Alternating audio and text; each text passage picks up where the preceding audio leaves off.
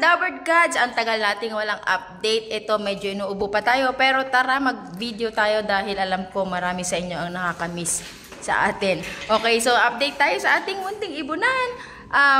Napakarami po, umuulan po ng itlog ngayon. Okay, so sabay-sabay po ng itlog ulit ang ating sinapokwang at si Digong. Ayan, meron na po ulit silang itlog. At yung ating Jenday Cunyors na pares ay nangitlog na ulit after a very long time na walang update dahil nga palipat sila ng lugar. At yung ating mga Sun Cunyors ay bumuga na naman. Ayan, so tuloy-tuloy na ang kanilang pagbuga. At ang update natin sa ating pinagpares, meron po tayong pinagpares na si Jay.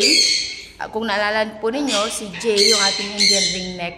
At yung Ino, ayan, na partner niya, ay pares na po sila. Meron na silang nest box at pumapasok na yung hen sa nest box. So yun ay magandang pangitain na malapit na rin itong mangitlog. Ayan, so yan po yung ating mga inaabang. Actually, tinitingnan ko from dito sa aking kinatatayuan ay nakasilip sa labas yung hen sa kanyang nest box. Ayan. So, ayun ang ating mga updates at ito pa palang bago, ano? Meron na po tayong website. Ayan, ang website natin ay picoy.ph. Ayan, napakadaling tandaan. Ayan. So, www.picoy.ph. Pwede na po kayong mag-place ng order po ninyo dyan ng inyong mga Picoy products. At dahil bago, ay meron akong treat sa inyong lahat. Meron po kayong discount, additional discount na 15% discount kapag nilagay ninyo ang discount code na Picoy lang malakas. Ayan, so para makuha ninyo itong 15% discount ay kailangan po ninyong i-enter yung Picoy lang malakas sa checkout. Yan, sa may discount code na area. Okay?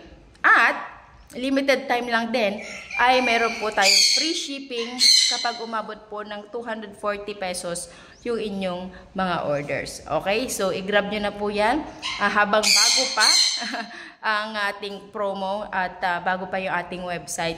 At let me know, message nyo po ako kung kamusta yung kapag na-check nyo na yung ating bagong website ay check nyo or let me know kung okay ba yung gawa ko. Okay?